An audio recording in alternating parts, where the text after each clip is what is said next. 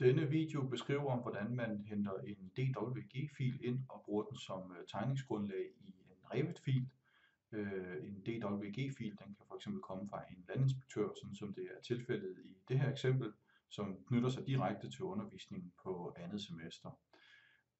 Jeg vil starte med at gå ind og finde den DWG-fil, som vi skal bruge. Så jeg åbner en browser og åbner holdets side, går ind under undervisningsmaterialer og hus, lokalplaner etc.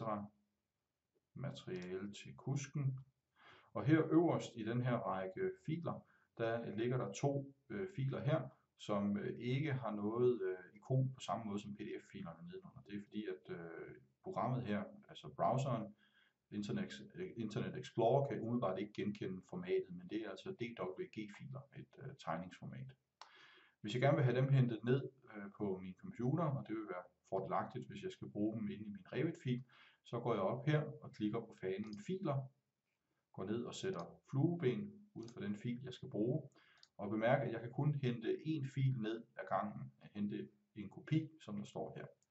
Så nu vælger jeg kun at tage den her, der hedder 2125007 Cito Hornshøj med mere, har sat flueben ud for den, og trykker altså her på hent kopi.